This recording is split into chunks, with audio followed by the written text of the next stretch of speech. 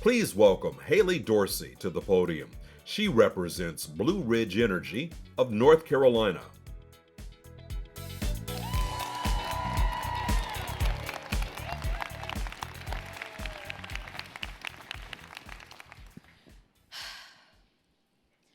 I am not throwing away my shot.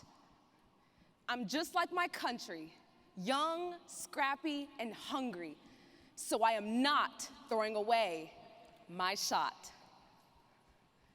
Wise words taken from the Broadway musical, Hamilton. I feel as though that phrase defines me. I am not throwing away my shot. I think about that line and how it relates to my life.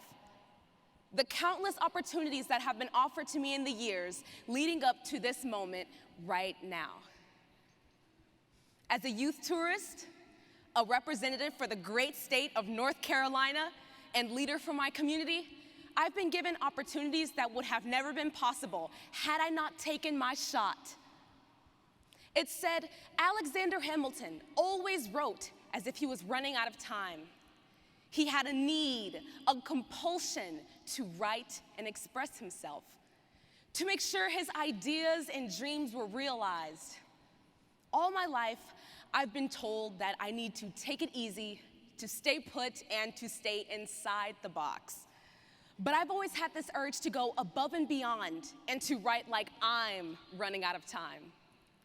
In the words of Hamilton, my problem is I got a lot of brains, but no polish. I gotta holler just to be heard, and my power of speech, unimpeachable. But when I was 8 years old, my world stopped. My uncle, Victor Emmanuel Coleman, was murdered. To lose him in such a sudden, violent way sent a shock throughout my family and our community. At the time, we were living in the Chicago area. My uncle was an incredible, funny man. My mom says he was the life of the party, and he lost his life to gun violence, a social injustice we all know far too well. And justice for me and my family was far away. There were many reasons for this, but the one that stuck out to me the most as an 8-year-old girl was the lack of hope and guidance. When I was about 12 years old, my family moved to North Carolina with the hopes of living in a more rural setting. My parents felt the economic advantages, open space, and overall environment would be better for all of us. The move was bittersweet because the majority of my family is still in Chicago.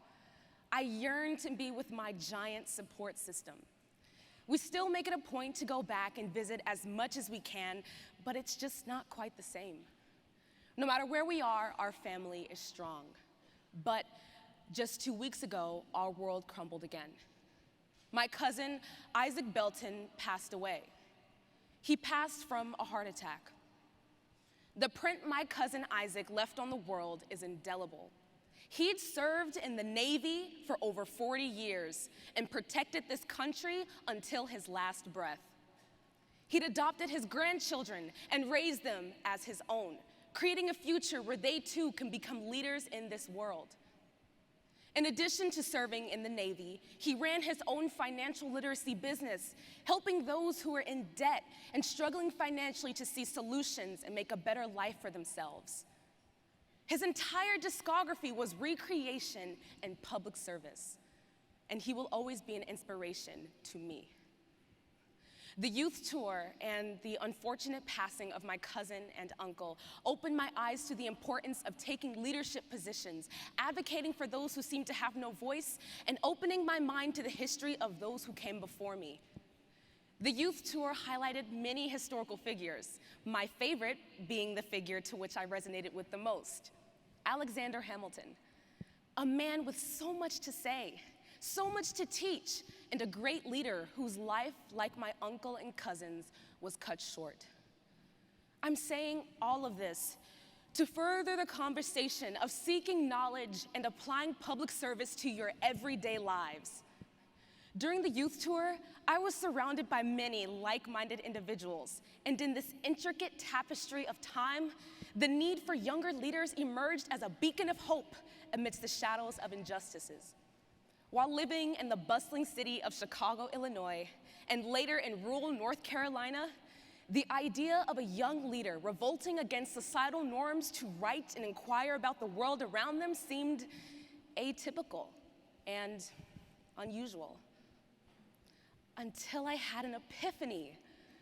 The reason why it was so atypical and unusual for young and aspiring leaders such as myself to grow and develop right out of their environment was due to the lack of representation. From my old perspective, I didn't know that it was even possible to seek leadership roles and take initiatives to help those around you because I'd never seen anyone from my community take a stand to do it. It wasn't until I really started paying attention to a wise woman in my life who had been trying to teach me this all along, my mom.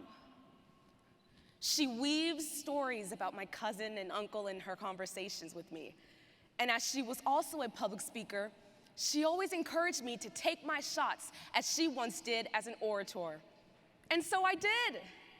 I took my shot this year, from explaining to my cooperative members the simplified steps it takes to become a leader through my love for classical literature, to explaining the important principles of a cooperative and the tasks they are faced with as a great establishment with influence. And now I'm standing here in front of you all today to remind you of the ever-growing young leaders in this community, in my community. I want to emphasize the everlasting effects of representation and the notion that just because it isn't common to hear or see someone speaking publicly about a particular topic that you feel so strongly about, you need to stay silent. The youth tour was my guide to this conclusion. I went behind a podium to express myself in ways I've never done before. And I did it with the mindset that I was not throwing away my shot at allowing the world to hear what I had to say, my shot at being the beacon of hope for the individuals who had been hurt by societal barriers. To me, every day is an opportunity for me to do something great, something I can be proud of, something the world can thank me for. The youth tour was my golden ticket that allowed me to imprint my passion of public service onto the world. And for that, I will forever be grateful. I'd like to thank Blue Ridge Energy, the NRECA, and the North Carolina Association of Electric Cooperatives for this unique opportunity.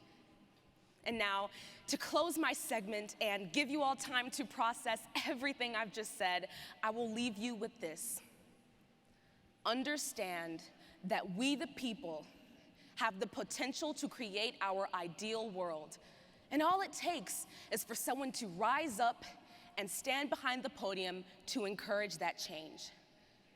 I am Haley Rebecca Dorsey, and I am not throwing away my shot. Thank you.